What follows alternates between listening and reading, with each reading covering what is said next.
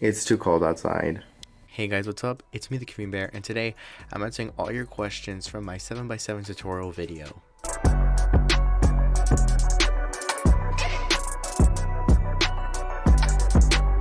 In terms of my most popular cubing video, it would have to be the 7x7 because my tutorial on how to solve the 7x7 currently has around 8,000 views and is a little bit short of the 11,000 that I got from my reaction to Mystery Skull's Hellbent. Still an awesome video. But in this video, I'm going to be sort of doing a Q&A. I'm going to be reading every single comment or every single question and concern I got with solving the 7x7, and I'm going to be answering all in this video.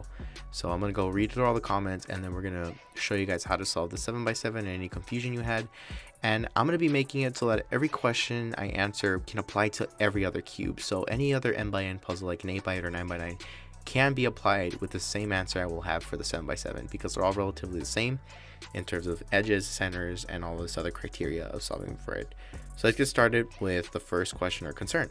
Alright, so this first question comes from a YouTuber or a commenter called In-Soon Cho, and he actually has trouble with the last two edges where the very middle one has to be swapped. So let me show you how to do that right now.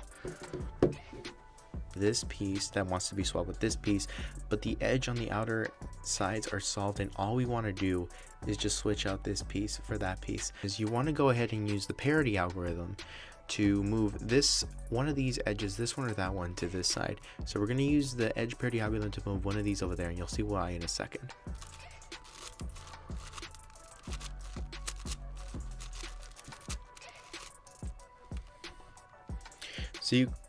So you could see right there what it has done is that it's actually decided to put a 3-bar right there and a 3-bar. Yeah, it's actually put, but we have actually part of the thing solved. So the next part we're going to do is we're going to flip this.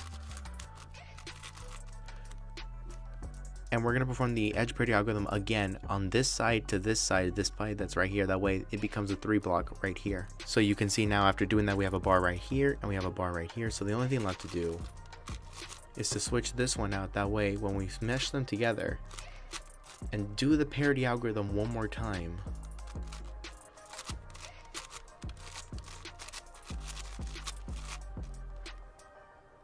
it's going to solve this edge and this stitch together, and all the edges are solved. So that's how to do that. Alright, so the next question comes from Dindray Vlogs, and he was confused since I didn't really explain much of how to solve the centers to him. So I'm going to be showing you guys how to I'm going to go a little bit more explaining on what to do with the centers themselves. So one of the most important things about solving the 7x7 is actually the centers themselves. Now, when I'm talking about the centers, there are basically 1, 2, 3, 4, 5 middle bars right here. If you just ignore the 7x7 and focus on what the center is, essentially what the center is just a 5x5 basically right there. And the main component that we try to work on is this middle layer, either this side or this side. Either or, it helps you build a foundation for the rest of the side. So what I like to do is solve for these middle pieces since they're the most easiest to find. Obviously I'm on the orange side because we're in an odd layer puzzle, so we're going to go over to the white side. And the basis for building these bars right here, you can see that we want to put a piece right there, there, and there, making a whole bar right there. So if you look around, you can see that this piece has a bar right there on the side as exactly at the same position it would have it here. And so you would put it there by just placing it down like that. And when that occurs, you have a 2-bar, and all you just need is those two pieces. You look around the puzzle, you see that there's one right there. Now you test it out and see if you make sure that this is an empty spot. That way none of your work gets flawed. And so you could see right there, what I've done is I have made a 4, and all I need to do is put that last piece in. So you can see that this piece can actually go in there like that, and that creates a bar. Once you're done making this bar, you will go ahead and flip it to make a vertical like that. That way you can continue moving pieces like this and building bars on top. You want to generally build your bar on the top of the layer or anywhere else, just not directly here. You would only build this layer here when you build a middle bar. The rest of the bars will actually be used to solve on this side or any of the other sides. So hopefully that helped out with building centers. Basically you would just build the center here, make an edge right here with these pieces, move it down. On this side, move it down. On this side, move it down. This side, move it down. And so that's basically how to build a center. When you deal with any other centers, make sure to do this algorithm. you move it up, then you do an F2, a U2, then you move it down. That way it doesn't damage none of the damage at the bottom or the sides. And that's a little bit more in depth on how to build centers. If you feel more confused, let me know in the comments below, and I'll help you out with any other confusions you may have. Alright, so another question that another person had on essentially was on the edges and basically the last centers. So I'm going to do a walkthrough of the last centers by going through this solve, and I'll show you how I solve the last centers, going a little bit more in depth on how to do it. Alright then guys, so what I've basically done is I've made it to the last layer, and basically what I've done, I've made it to the last two centers of the 7x7. I'm explaining a little bit more in depth. So the first thing you want to do is build this first bar right here. And the best way to do that is to first center up these right here. You can see I've already centered up here, and I've already centered up here. The last thing to do is for me to do this, and for this we are actually going to use our contours, so our commutators. So move this down right there, move this there, move this down right there, you move this way, you move this back up, and you move this back up as well, making this center bar solved, making this center bar solved. The rest is just doing more commutators and more different things to solve for the cube. So I'm just going to be doing another commutator right here, making sure that I do not mess up the order of the cube itself. So right now I'm just trying to create more and more diversion. And one cool fact too is that if you see a kind of bar like this, try to move it on this side and use the same thing that you would use for solving the first center in terms of or the second center, which is the yellow side of the opposite side. So in the 7x7 tutorial, when we did the yellow center, we actually did this. We moved this layer right here, did a U2, and moved it back up. Now you can see I did that because there's a lot of blue on this side, and if I mix it in with stuff that's already here, when I do this and do a U2, more blue will spread out on this side, making there less pieces to actually move around, and that creates more. This will just be individual commutators that I have to do in order to solve for the rest of the center. So a lot of solving the last center is actually using improvisation and using different efficient ways to actually get this center and this solved piece to go to either side. So make sure you do that when solving yours. We're going to continue on doing our thing.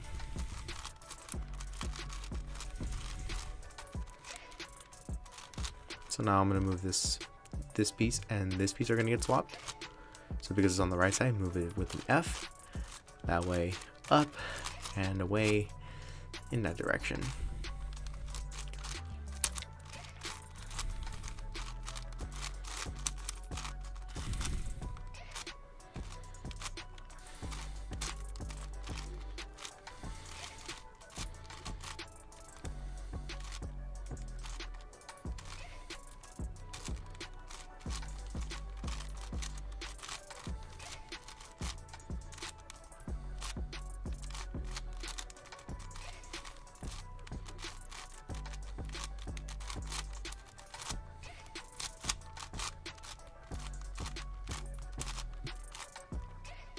And there you have it guys, solving the last two centers. And now I'm going to go to the edges and see what kind of problems you guys had when solving for the edges. The first thing that you want to do is you want to pair up all the white edges and you want to pair up all the yellow edges so that all we're left with are the color ones. Now yellow edges will usually go up to the yellow side and put them here.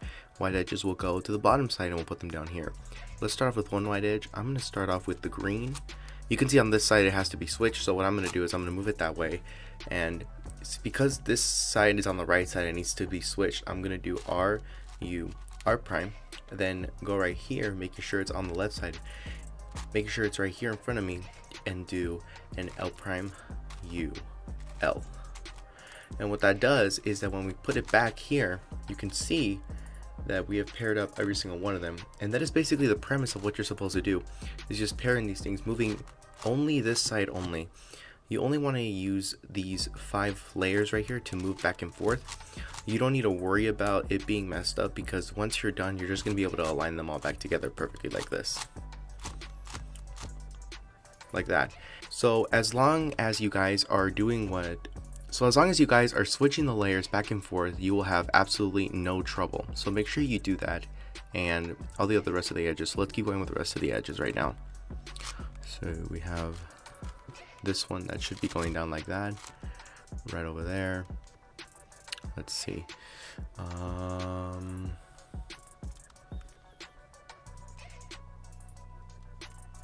There's that piece right there.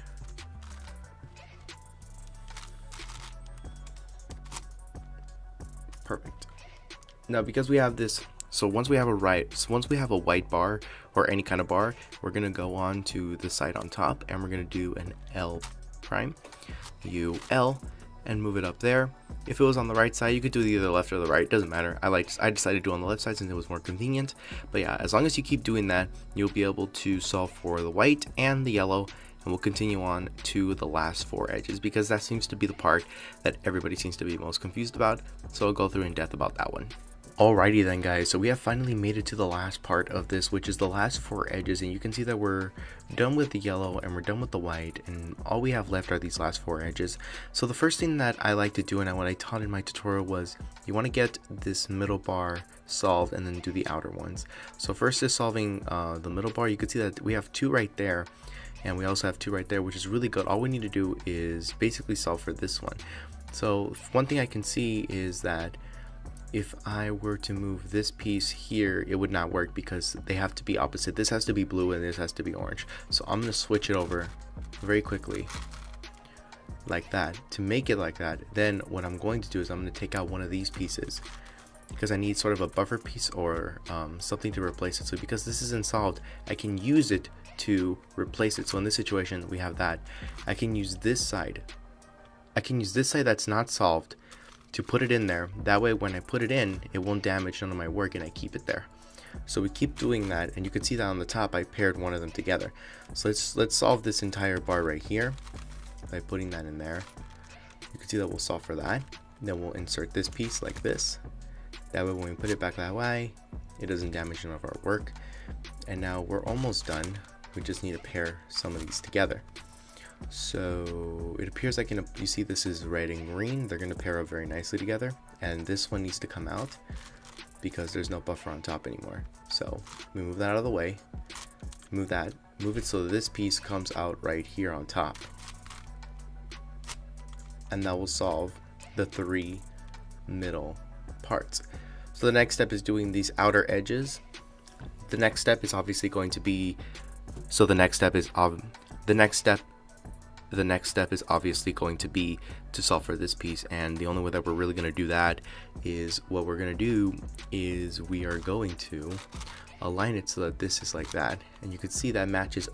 You can see that that's going to match up pieces that way, and we're just going to replace it with a random edge, and in turn we actually solve for one of these things. So sometimes you get lucky and you actually get to solve some of the pieces. Let's try to solve one for the red and the blue. That will work.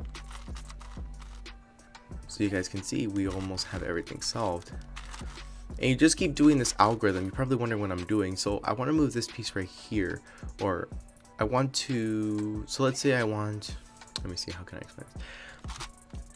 So let's say I want to move this piece right here so I can pair them. What you would do is you would actually put it this way so that when you do this algorithm, the one that I showed before, the L prime UL, it actually puts it right there on top, and then you can do the pairing of all the different spaces.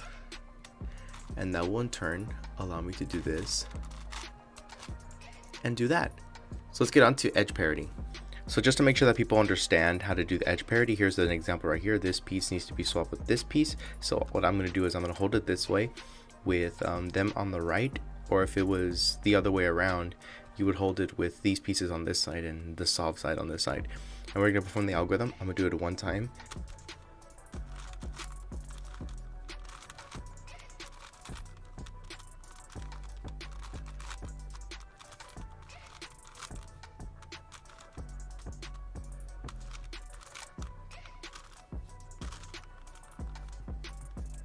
And what that will do is it will solve every single edge.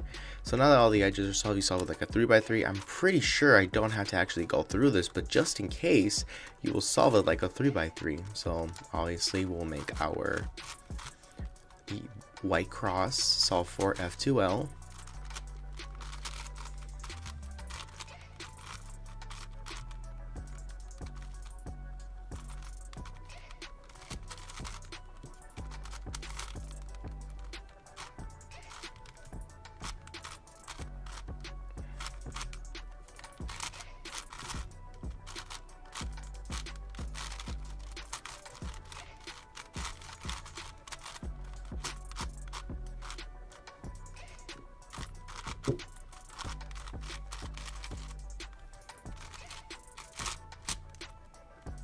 and that in turn will solve the 7x7. So yeah guys, that is my tutorial on how to solve the 7x7. If it was very helpful to you guys, please let me know in the comments below. If you have any more questions on how to solve it, let me know in the comments. I read every single comment and I will definitely respond with a way to help you out. But yeah guys, hopefully you enjoyed this series. Hopefully you enjoyed last year's video. Definitely keeping up with these cubing videos more often. Sorry for the Pokemon Go videos. Let me know if you guys want me to just discard them altogether, because you know, if you guys don't like them, I won't do them. So yeah, if you guys enjoyed this video, be sure to give it a like, make sure to hit the subscribe button, turn on notifications, and I'll see you on the next video. It's the Cubing out. Peace out guys. And on this side to this side of this pipe that's right here, that way it becomes a 3 block right here.